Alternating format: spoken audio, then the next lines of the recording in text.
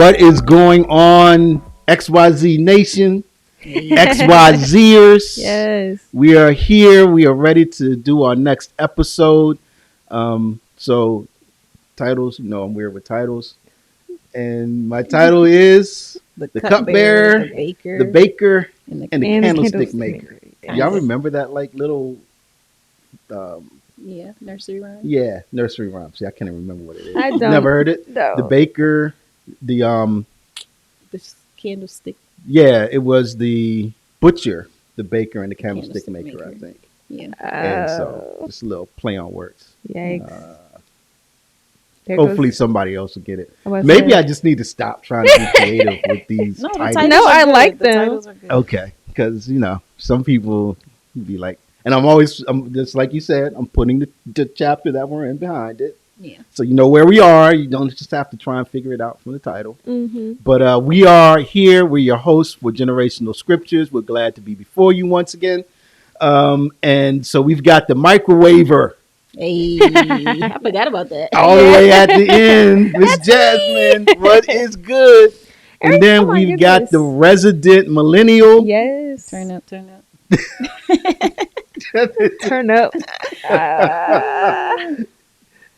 Okay, turn up.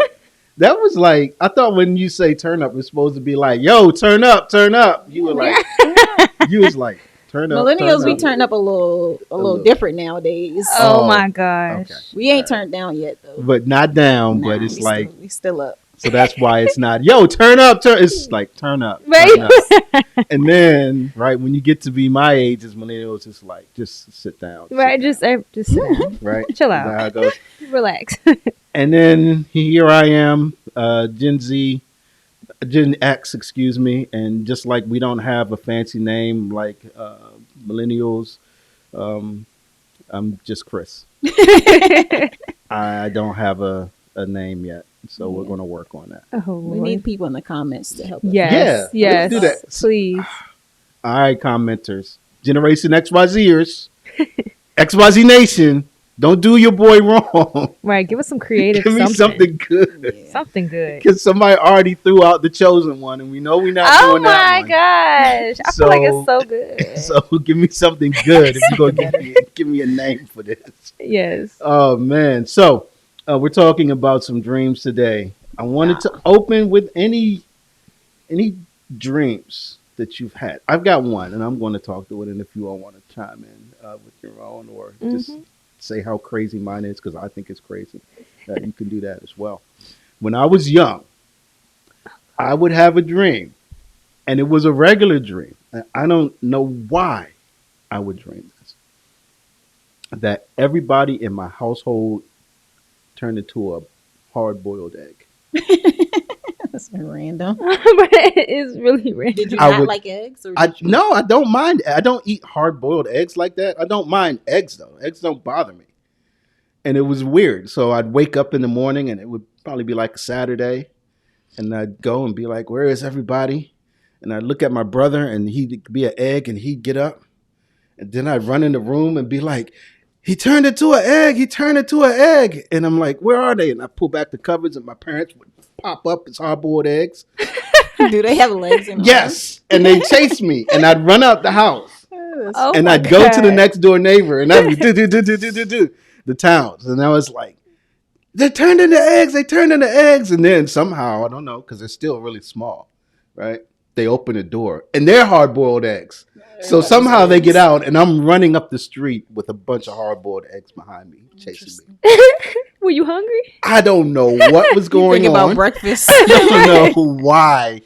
But that was just one of the dreams I had as a kid, and it Oh my wasn't just a God. one-time thing. It was, I don't know what was going on there. Ooh. But anyway, so that's my story of the weird dreams that I had as a kid. That is very random. And Yeah.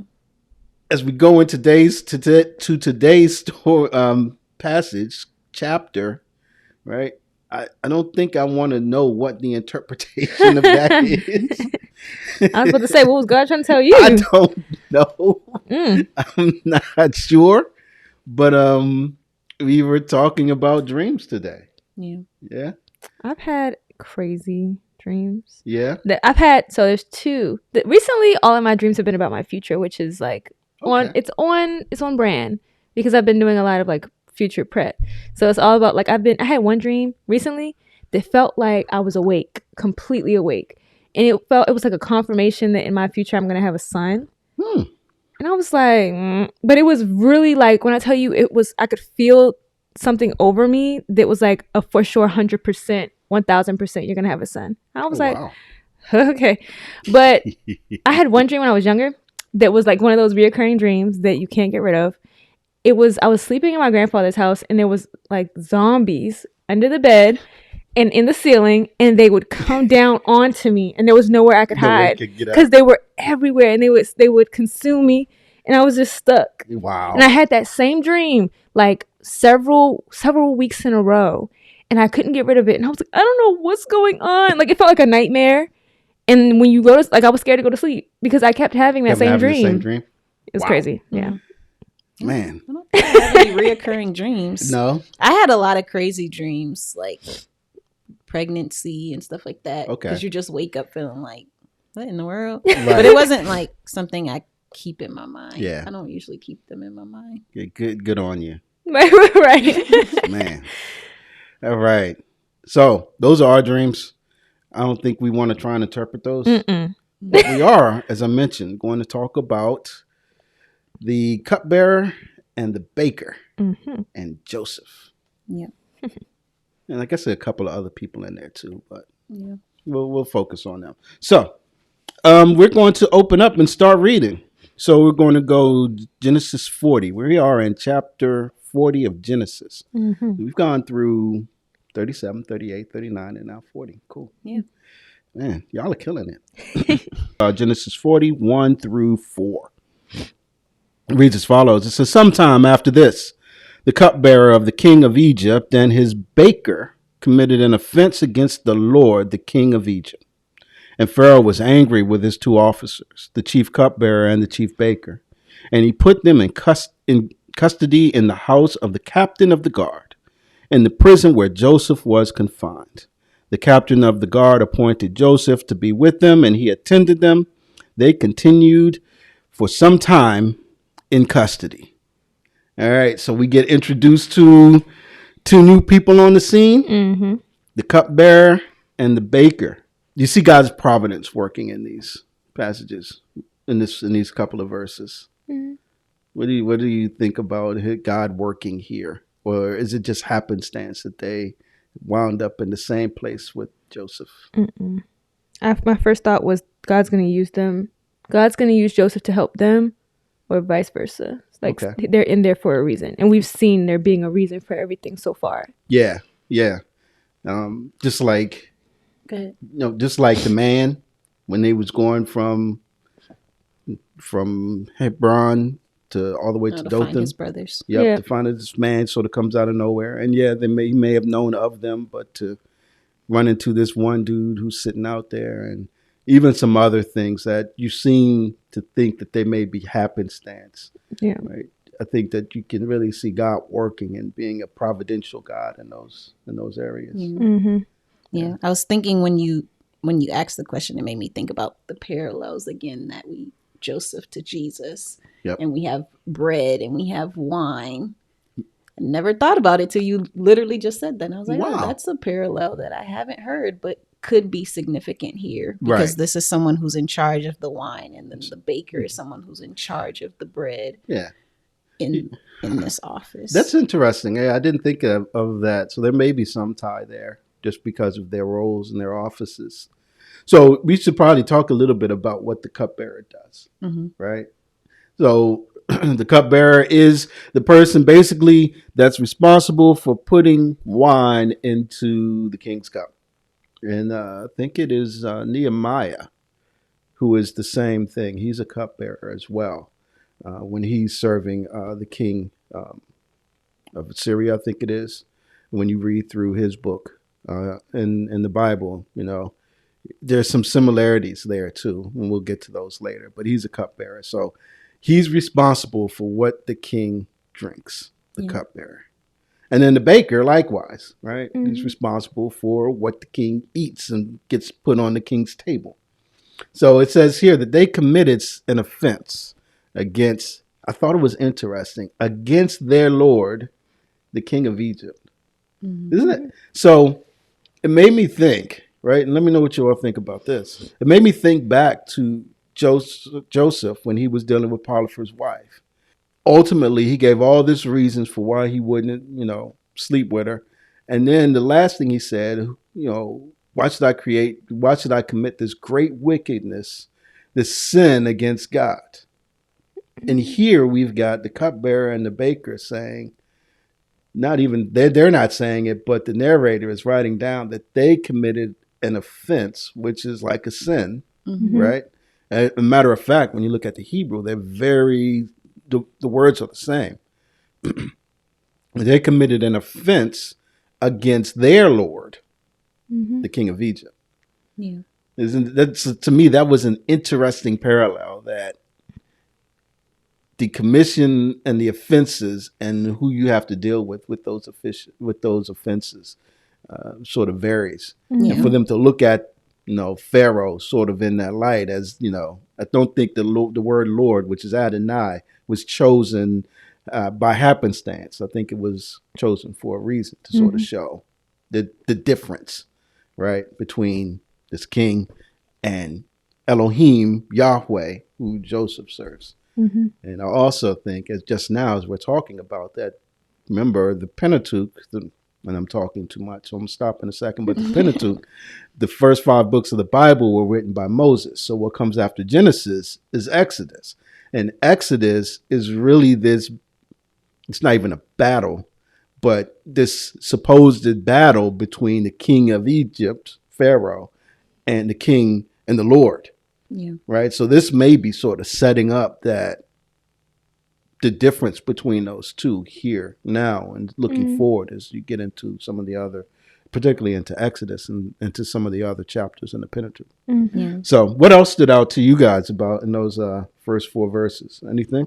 They're considered officers, right? Yeah. So the level at which these people are is high. Yeah. I don't know if I would have thought of, like, if we think about today, a cook and I don't know, something like that. Like, they aren't necessarily considered high positions, whereas here it's, you kind of hold the livelihood of the king in your hands because you're feeding and you're, providing him something to drink. Yeah. So some of the commentaries I read were saying that these were either people in his family, like people he could trust with his life. Right.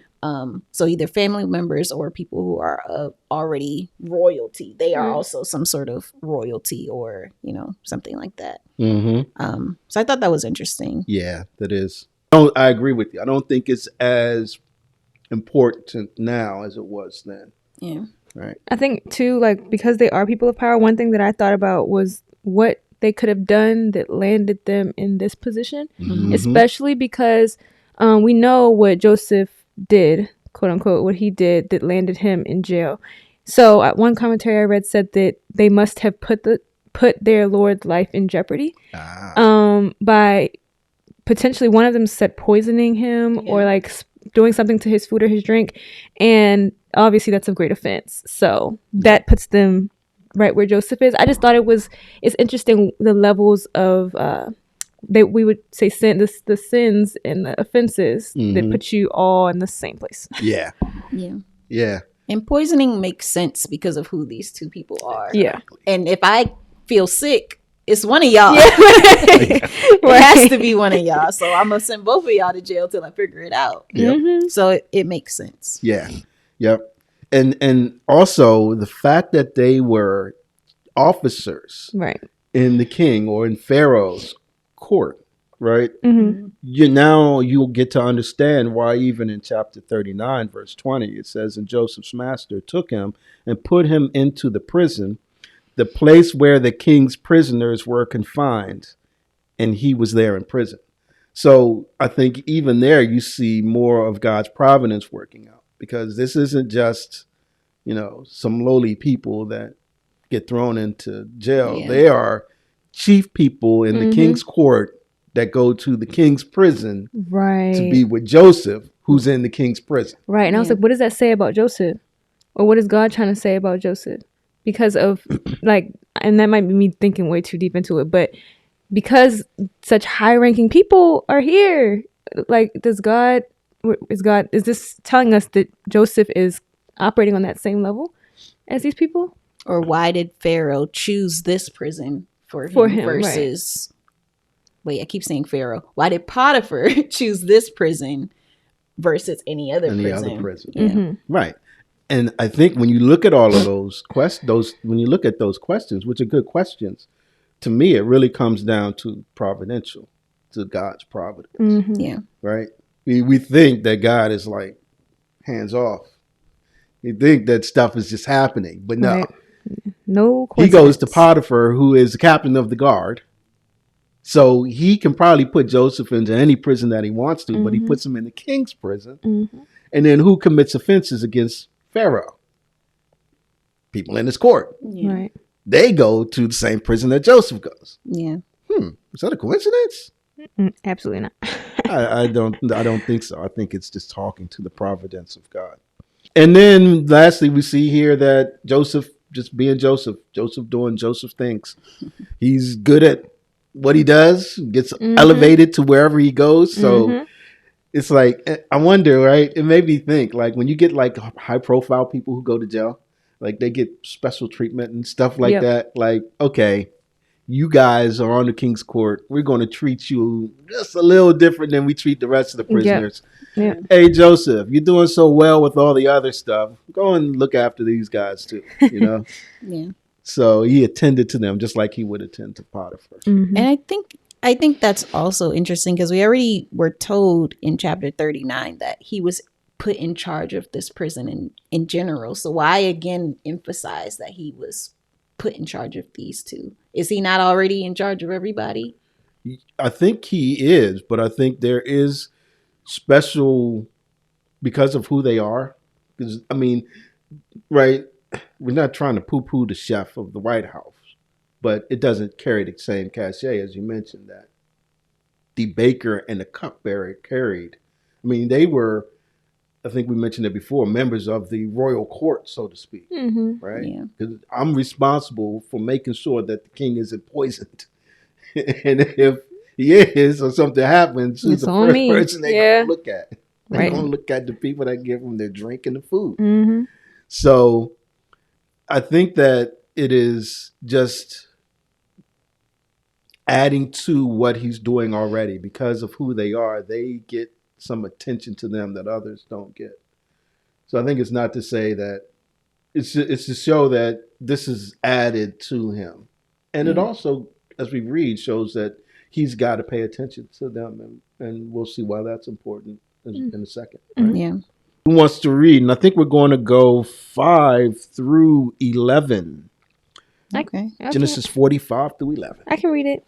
And one night they both dreamed, the cupbearer and the baker of the king of Egypt, who were confined in prison, each his own dream, and each dream with its own interpretation. When Joseph came to them in the morning, he saw that they were troubled. So he asked Pharaoh's officers who were with him in custody in his master's house, "Why are your faces downcast today?"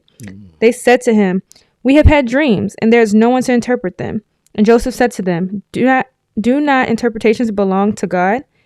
Please tell them to me." So the chief cupbearer told his dream to Joseph and said to him, "In my dream there was a vine before me, and on the vine there were 3 branches. As soon as it budded, its blossoms shot forth, and the clusters ripened into grapes. Pharaoh's cup was in my hand, and I took the grapes and pressed them into Pharaoh's cup and placed the cup in Pharaoh's hand." Then Joseph said to him, "Oh, too far. Okay, that's 11. Actually, can you finish to 15, please? I'm sorry. Sure. Okay. Then Joseph said to him, "This is its interpretation. The 3 branches are 3 days. In 3 days, Pharaoh will lift up your head and restore you in your office. And you shall place Pharaoh's cup in his hand as formerly when you were in his cupbearer. Only remember me when it is well with you, and please do me the kindness to mention me to Pharaoh, and so get me out of this house." So I was indeed so I was indeed stolen out of the land of the Hebrews, and here also I have done nothing that they should put me into the pit. Awesome. Thank you. You're welcome. Joseph sees the cupbearer and the baker the next day, and he notices something about them. Yeah. What does he notice? They look sad. They look troubled. They look like something is wrong. Like, what happened? Right. Yep. Which is interesting because it just shows you how close Joseph is and having to attend to them, right? Mhm. So Yeah. And in that's cool. all of his many struggles, Yeah. he's still paying attention He's to still other people, paying and personally, better than me, because I'd be like, oh my God, I hate this. I'm still in prison. I don't belong here, and now I gotta care for you, and now I gotta care what's wrong with you. Yeah. Mm-hmm. Yeah, that's what stuck out to me. I was like, geez, he's still just being the person that God has meant him to be, just kind and caring and all this kinds of stuff. I just, whew. Yeah. And I wrote, because when he said to them, like, don't interpretations belong to God? Mhm. Like, the confidence that this man has for somebody who had a dream how many years ago that Right. still hasn't happened for you to be like, listen, I can do it. Like, Yeah. I know how to interpret dreams. Like, where are you getting this confidence from? Because the Right. dreams you have had, you're in jail and you were Right. supposed to be up here. I was like, are you delusional or what? Yeah. Yeah. And so, but I also think that shows how so we see a little bit of, and I'm asking a question. Do we see this as growth in Joseph, or do we just see this as a slow revealing of stuff that he already knows? Because it seems a little stronger than anything that he said before. Mm-hmm. I think that Joseph, I don't know, because I feel like when we first started with Joseph, we talked about like him just kind of being a little naive and Mhm. maybe just jumping ahead sometimes. But I feel like he's always had this confidence. He's always had this, God is telling me this, and so I'm going to walk in this. And he's still, even though what he said to his brothers and his parents hasn't come true yet, he still has that hope. And I think that might be what is keeping Joseph like, listen, I'm going to be ruler one day. I'm going to be up here one day. I don't know how, but I know that I had this dream and I know that that's what God has for me. Yeah. Like, people always say like, what God has for you is for you. Da, da, da, da. Like, that's Joseph giving Joseph. That's Yeah. Joseph energy. Yeah, that's Joseph energy. Yeah. What do you think about that, Jasmine? I feel like initially, like, I feel like he's always known that this was God working through him, but I don't think it was outwardly portrayed that way.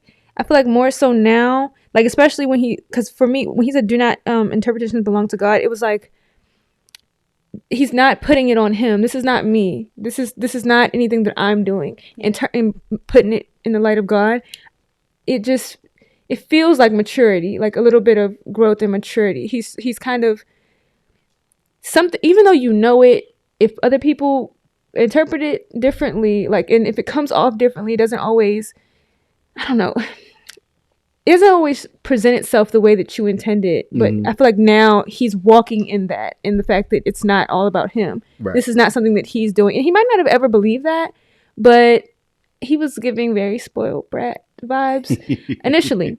So I couldn't really tell if he felt like, oh yeah, like, I'm the cool kid on the block because I can interpret these dreams. Now it seems like he's settled down into more of a humble space and is giving it to God in, like, outwardly, now that people can see it. Yeah. That's two things I was wondering. I was wondering about his humility, if and I was trying to perceive if there was a change in him from chapter 37, where he was like bratty, or naive, bratty, to now. Yeah. And I feel like there was, but there's nothing that just outright says it. But then I think back to chapter 39, where he intimates and didn't even intimate. He says, and you see his esteem for God because he doesn't want to sin against him, right? He understands what wickedness is. to here, he's just like you said, like, yo, I got this. Yeah. you, because the issue that the cupbearer and the baker had wasn't that they had the dream, right? Yeah. Their issue was they didn't have anybody to interpret the dream. Right. Yeah. So with with Pharaoh on his court, he's got people that will interpret dreams, right? Diviners, necromancers, whatever you want to call them. They're all at his service. And we'll see that a little bit in 41, I think. But here, it's like, okay, can you imagine? Like, we all, even now, live in this space of unknown, right? Mm-hmm. Where we think we would be so much better off if we could just see what is happening to us. Well, they thought they had the inside track to knowing what these things might tell them, and now it's gone. Mm-hmm. Yeah. So now they're just like, I had a dream. I think it means something.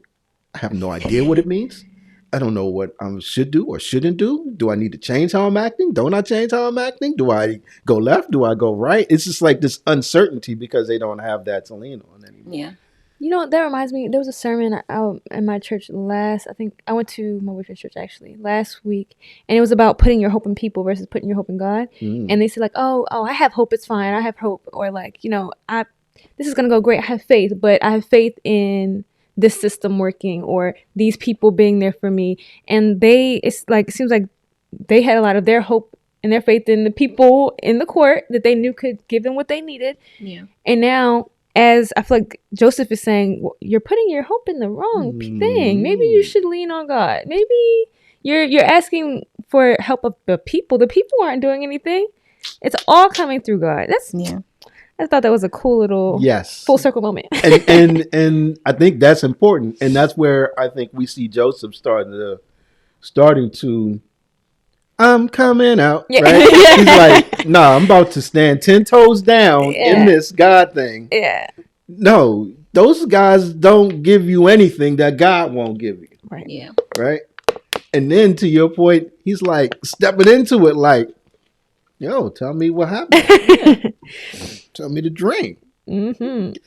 It almost like, and tell me if this makes sense, almost like he's saying, I'm that guy now. Yeah. I know that God's been with me. Yeah. He has got him. confidence. He got him. Yeah. So that was pretty cool to me, that little switch and why they switched. So after they talk about the interpretation, or he talks about, you know, they don't have anyone to interpret the dreams, and Joseph gets them to tell him, what does Joseph tell the cupbearer? Is the first one. Mm-hmm. And what does Joseph tell the cupbearer? 3 days, you better be out of here. Get your job back. Don't forget about me though. Right. So when you all read the dream of the cupbearer, did you sort of have an idea as to what the ultimate end would be?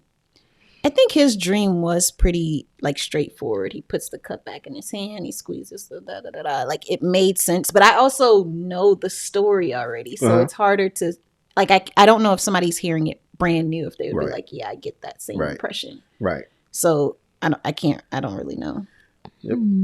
How did it stand out to you, Jasmine? I am kind of brand new to it, so it did give me the same kind of impression at first. Like, okay, well, if you see yourself doing what you've been doing, then you'll be doing it. Like that's your future. And to put it in context, I read a commentary that said that like normally dreams look backwards, and Joseph interprets dreams that are forward facing, so in the future. So if he's saying he sees himself doing this, then okay, that's what's to come, and that kind of set it for me. I was like, okay, cool. All right. So what did Joseph bring with his interpretation?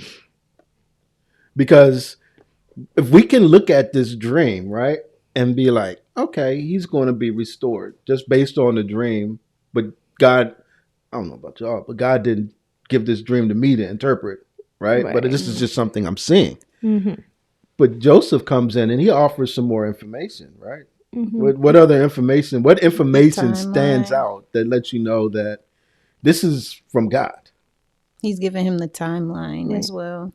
Yeah. 3 days. He's giving them the timeline.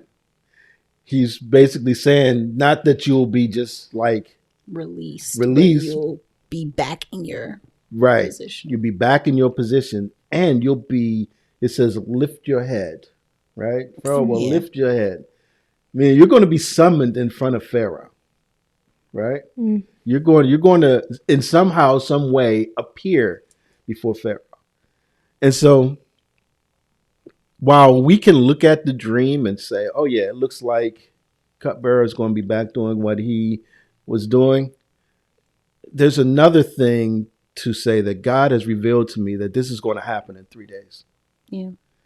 That in these 3 days that you're going to be standing back in front of Pharaoh, who told you to get out of his face, and that you're going to be back into your same office doing the exact same thing. Yeah. Mm-hmm. Right. I think I read that lift up your head either meant given favor or given a pardon. So one or the other still kind of puts him back where he was. So do we know, not that he's not being found guilty, or maybe he is found guilty, but he's still pardoned anyway. Yeah. So let's hold on to that, because we're going to see the same words when we talk about the baker's tree. Right. And then we can come back and talk to that. Mm-hmm. I also think it's interesting because while Joseph gives these specifics about the dream, if he gets any of these wrong and he's attributed the interpretation that he received to God, it puts God in a bad light. Right. Yeah. Right. And actually, it doesn't even put God in a bad light. Forgive me, I shouldn't have said it that way. It puts Joseph in a bad light in his relationship and who he claims to be in relationship to God. Mm-hmm. Right? Because it's almost like he's a prophet. It's almost like God has spoken to him to give them the interpretations of these dreams. So you need to be right. Yeah. And if you're a prophet and you are wrong, you were supposed to get killed. Mm. So there's no, I think I wrote down something to the fact that there's no stepping away from this. This is either right or it's wrong. There's no in between. Mm-hmm. I can't weasel out of this in any way. I can't say, the he didn't say 3 could be 3 days, 3 hours, 3 months, or any of that, because there are a number of threes in the dream. We got 3 vines. You've got the 3 actions of the things on the vine, Mm-hmm. right? And then you've got the 3 actions that the cupbearer took, right? Yeah. Mm-hmm. He took the grapes, he pressed the grapes into the cup, and right. So there's a number of 3. So 3 makes sense, but to say it's 3 days is big. Yeah. And if that doesn't happen, then that sort of besmirches Joseph and what is going to be coming for him, because he's no longer reliable. Mm. So he had to be this, and rightly so, because if you're going to get told something from God and you have that relationship with God and God tells you something, it's going to be right. If it's not, then there's an issue. Mm-hmm. Right? So I thought that was interesting also. Yeah. And then it ends with Joseph then asking, "Hey, when you get out of here, remember me. Like, show me this kindness." Yeah. I wonder if Joseph, like, why did he throw that in there? Is it desperation? Like, let me get out of here, I'm no longer waiting? Or is it maybe this is how God wants me to get out? Okay. I can see both of those. I was surely shocked because I was like, "What?" So what shocked you though? That he would say this to them? Yes, because Why is it shocking? in my mind, I was like, "You lean on God is gonna get you through it. Isn't that how you've carried yourself? That's what we've seen." It kind of felt like he was trying to put his faith in them to tell Pharaoh Yep. to get him out. To get him out. How you can't rely? Okay, that was a big thing. I was like, why are you asking them? Okay. Why don't you pray to God? I feel like you've been praying to God. Yes, Probably. but I expected this pattern to continue. Why all of a sudden? And I think that makes sense. Desperation makes sense because he's like, okay, Lord, I'm doing everything you said. I'm staying on the right track, and now here I am back in a precarious situation again. I'm in jail, and I'm helping. I'm interpreting the dream. And maybe that was just his way of like being fed up, I guess. Okay. But I was just confused why he would. So I got this, and y'all may have heard it. You guys out there on the interwebs listening, watching may have heard it as well, right? So there's this flood, and this guy standing on his roof, and the water's just continuing to rise. And so he's praying. He prays the Lord, Lord, get me out of this. Get me out. Heard this. Right? You know where I'm going? Yeah. He sends a boat. And then he's like, a boat comes by, or so let's start small, right? Right. A canoe comes by, or a raft comes by, right? And he's like, nope, go ahead. God, I just prayed to God. God, he'll save me. Right? So they leave. They're like, all right, dude, deuces, we out. Then let's say, a yacht or something comes by, like, hey, my guy. They didn't say that in the old days. My guy, we can help you out, man. You want to get on the boat? And he's like, nah, I'm good. I prayed about it. God's gonna save me. Yeah. And then a helicopter comes by and it's like, we're the last thing around here. You're gonna have to come with us if you want to live. He's like, no, I prayed about it. Yeah. God's got me. Yeah. And then he dies. He goes to heaven. He's like, Lord, why'd you let me die? I prayed. I thought you was going to save me. I said, I sent a raft. Oh. I sent a yacht. Oh my God. I sent a helicopter. And you did none of that. You didn't take any advantage of any of those things. Yeah. Right? So why is that important? Because we've been talking about the providential God, him being provident. I think you can also relate to that being sovereign, that his will is going to get done, Lord's. But there's also an element of human responsibility that has to play into this, right? We are to be responsible and take the actions that we're supposed to take, and God's going to do his thing. But I can't say I want a job and then sit here and not look in the paper to get a job. Yeah, Yeah. faith without I can works is pray dead. until the look in the cows paper. come home. And, well, okay. I'm sorry. I That can't is look funny. on the interwebs. I can't go to Indeed and not go to Indeed to find a job. Right? I've got to move. I've got to act. Yeah. So, well, I can understand the seeming desperation, but I think there's some places and some points where you and in this case Joseph has to do what he needs to do, because God's working. Yeah. And we've said that already, right? God has put Joseph in the king's prison, the prison where the king sends all of his prisoners. The king sent prisoners, right? That would have an audience with them. Yeah. This dream, which I also think is awesome, because we said that Joseph is standing 10 toes down. We know that because he's talking to the cupbearer like he's going to be restored. Think about it. And we'll see it when we get to the baker. He didn't say any of this to the baker, like in case I'm wrong. Yeah. You tell Pharaoh and talk to Pharaoh, but no, he's saying, cupbearer, you about to be restored. Look, bruh, I ain't supposed to be here. Yeah. I was taken. I was stolen. I was kidnapped from the land of Canaan, right? From my brothers, from Israel. I'm a Hebrew. And even me being in this jail isn't right because I didn't do anything wrong. Yeah. So talk to Pharaoh for me. So that's why I think we have to realize that there's this level of God being sovereign and doing the things that he wants to do and is planning to do, and it will come to pass. But even we as believers, even as people in this world, there's a responsibility that's on us. Because sin, and when someone commits sin, God's not responsible for us committing sin. Yeah. We're responsible for that. So for us to be like, well, it's the sovereign God and the God of providence, right? He can stop me from doing those things. No, we've got some responsibility in all of this. And I think that's what we see here is some responsibility that Joseph is taking up. When I was in church, I asked somebody like, "What is the difference between like?" Because in one of the commentaries it says God works while you wait. But I was like, at what point do I need to start doing something? How do I know when God is like working and I need to make the first move? What is the first move? How do I know what that is?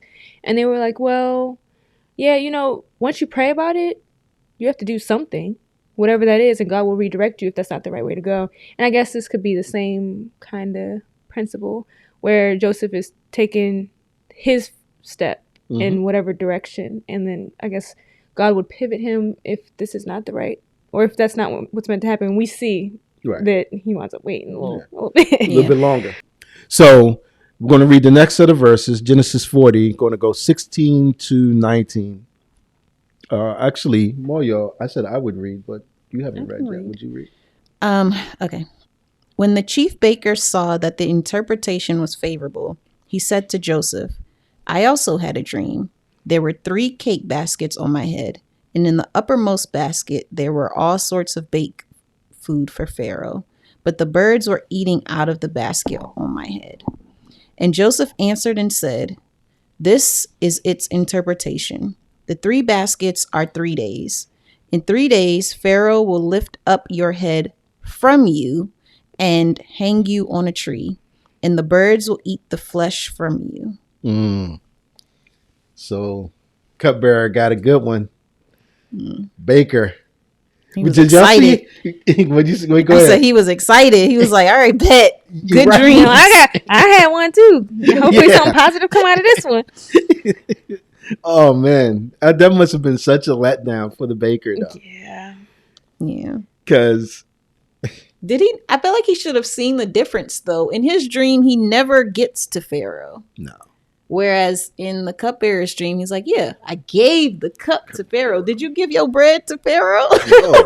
A matter of fact, the bread that was supposed to be for Pharaoh, the birds were eating. Yeah. Yeah, that's... Oof. So, again, it's one of those things when we look at it now, and again, I'm not an interpreter. I don't think you, Moyo, or you, Jasmine, would claim to be interpreters either. But I'm looking at this thing like, yeah, you're not going to fare too well. No. Buddy. It's not going to be too good for you. The same's not coming for you. No. Yeah. And I wanted to circle back to the head thing, the lifting of his head. Yeah. One of the things I saw in the commentary was that the hanging of your head in this situation is of shame. And I feel like we talked about shame before. Yeah, we did. We talked about shame, or the fact of being laughed at before. Right. We talked with about Judah. that with Judah, right? Yep. And with Pharaoh's wife. I mean, Potiphar's wife. Yep. These P names. I know. Potiphar's Pharaoh, wife. Potiphar. And I thought it was just interesting because the commentary said that the baker would hang his head in shame and then his head would be lifted up before he was executed. And I'm interested to know what you guys think. Where does the shame come in unless what they said before of him being poisoned or some grave act being done is true? Well, so when I read this and lift up your head, which is why I thought it was be good to come back to it, because I read a couple of things. One, just as you said earlier, it was used as like finding favor, right? But then in this case, it's obviously not that you find favor before Pharaoh. Yeah. I mean, it says lift up your head, but then it says from you. It's not the same. It could still be favor, lifts up your favor from you. I'm taking it from you. You no longer have it. Right. So it's the same. I think it's the same word, right? That's true. It is. They added this extra part to be like, wait a minute. Don't get too excited. Don't get too excited. Okay, I can see that. Yeah, I can see that too. I'm taking your pardon from you. I'm taking your favor from you. Yeah. To lift up your head from you. Yeah. Yeah. Okay. That makes sense. That makes sense. So I think from a shame standpoint, the only way I can really see the shame is that, the baker's found guilty of whatever offense. Because, and we didn't touch on this, but you had mentioned this, in the last episode, I believe, that in Egyptian law, it wasn't like, you were just put in jail and that was the end of it. You were stoned. You were expected to have some sort of trial Sentence, or yeah. sentencing time or something that would give you the opportunity to present your case, if I Yeah. remember correctly, right? Yeah.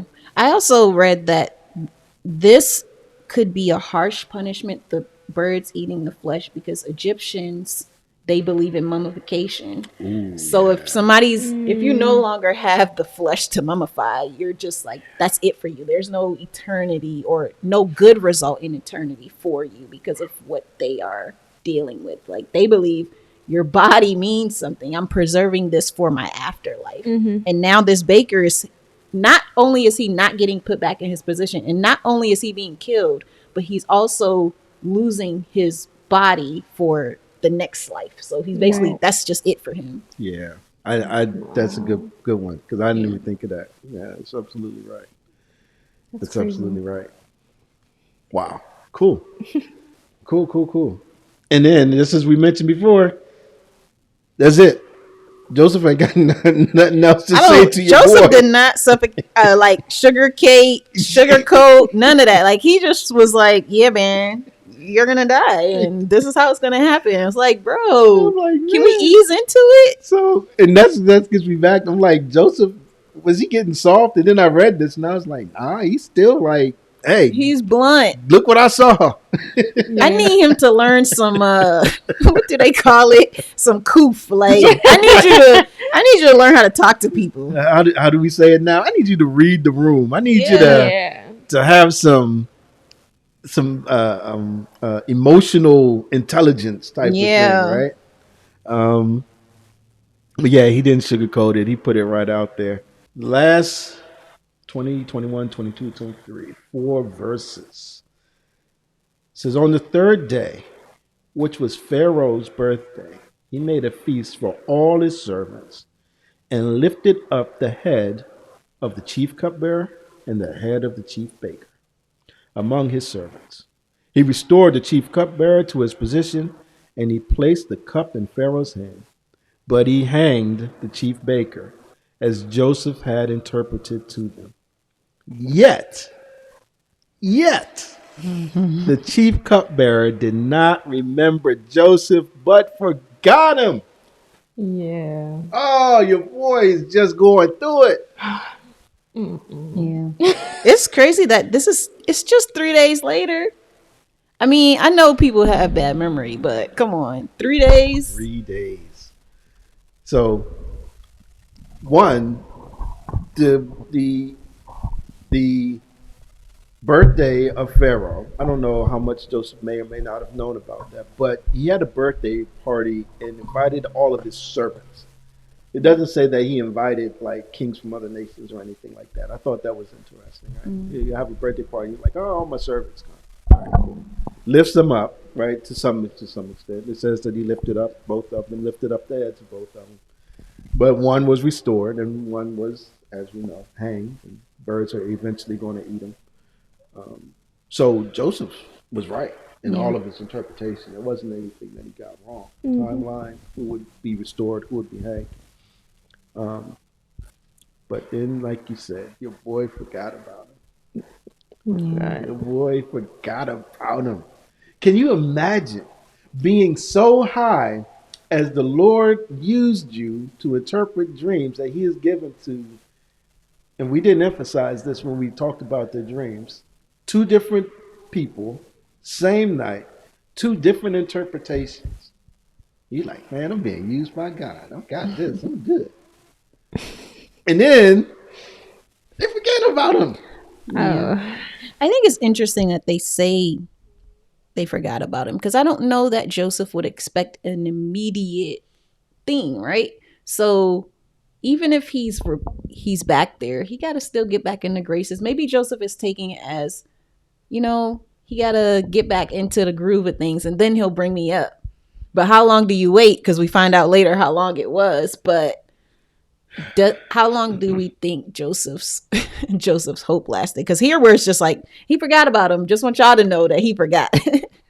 Right. Joseph was in there waiting eagerly, like, he'll be back any day now. Yeah. Well, like the one commentary I read said that Joseph was patiently waiting. I feel like he would, because of his confidence now that he has, to be so, like I said before, to be so outward about, I got this, like God, I'm able to like interpret these dreams based, and all this stuff. I feel like he would still be confident that God is still working. Oh, yeah. Like, and so he would be able to be patient and wait, like without being so anxious, like, oh my goodness, he's going to tell him I'm going to be out tomorrow kind of thing. Yeah. And maybe they're saying he forgot about him because maybe it could have been a quick turnaround if you spoke up, but you didn't. You forgot. Mm-hmm. Forgot. Yeah. And that word forgot is like you did not remember. You forgot. Yeah. Yeah. And I think the other thing too that I thought they pointed out, they said forgot explicitly, was because the first thing I thought about was when good happens, we forget about everything else that happened before that. Whenever everything has leaned in my favor, oh great, it worked out for me. So sorry for you, but we'll see like later that eventually it works out, But at that time, once the dream had come true, oh perfect, exactly what Joseph said happened. Oh well, like that was, it was interesting to me because I feel like in today's time we see that playing out a lot. Yeah, I can't imagine that. And one of the other things I think Joseph is saying when he tells the cupbearer all the stuff after he interprets his dream, they stole me, I'm in here for no reason. Even, how do I say this? Even when God is with you, you can still be in bad places and want to be out of it. Oh, absolutely. Because when you read through this, it makes a point to say they were in prison. I think it says in like 5 different verses. Yeah, and they were in prison. The cupbearer and the baker and Joseph, they were in prison. Yeah. Mm-hmm. The cupbearer and the baker, they were locked up, Yeah. So this isn't a good place to be, irregardless of the Lord working with them. That's why I think even in chapter 39, I think it made a point to say that Joseph was in his master's house. He was still a slave, even though he was still elevated, right, to positions of power. So I think also he told him that because he just really wants to get out of there. Yeah. And so to have this high of highs of being like, this guy's going to get back into Pharaoh's good graces, and then the low of lows to eventually realize, all right, it's day 3, it's day 4, it's day 5, it's day 6, it's day 7. Man, did he say anything yet? It's day 8. Where is this dude? Why didn't he come back yet? It's day 9. Oh man, I don't know if he ever coming back. It's day 10. I'm back in here for however long it is the Lord will have me here. Yeah. Right? And I think that's just like life, right? Yeah. We have ups, we have downs. And it's something to know that the Lord is with us through all of that. And that should give us some solace in it. But it doesn't mean that we don't want to have better times. Yeah. Right. And to your point, there's 3 things that I saw that are like, I feel like encompass everything really well. 3 things that we know about God from this experience with Joseph was, 1 is that God has precise purpose and reason for putting his servants in trying situations. That reminds me of when you said last week that God's will be done however it needs to be done. And sometimes a lot of bad what we would consider bad happens in order for his will to be carried out, and it can seem like what is the purpose of this, God, what are you doing? A lot of times when death happens, I feel like we question God, and it's all working out for whatever his will is, not necessarily our will or our timing.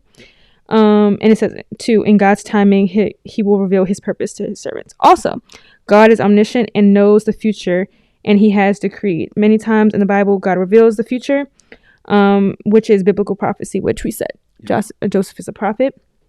And the 3rd is that God will never forsake his children when they're experiencing difficult trials. I too kind of forget about that because I'm like, God, I haven't heard from you in a while. Haven't heard from you in a while. It's been a little, this time has been a little difficult, Right. Trial after trial after trial. Same with Joseph, like he's like, all right, 3 strikes, we still here. But regardless, he will never leave us or forsake us, which is another thing I think that keeps Joseph going. I try to keep me going because it's easy to forget in hard times. But. Yeah, it is, and I think that's why in Scripture Jesus reminds us that, "Lo, I am with you even to the end of the age." Yeah. Because he even tells them before that if the world hated me, this is Jesus speaking, the world's going to hate you all the same. Right. So he's not promising easy times, but what he is promising is that he's going to be with you in them. Mm-hmm. So it's not that we can't hope for or work for or want to get into better situations, have better times, be free of this illness, be well and in great health, but it's not always going to be that way. Man, I think that's chapter 40 in the books. This was so Any good. other thoughts on chapter 40? I like a good parallel. Yeah.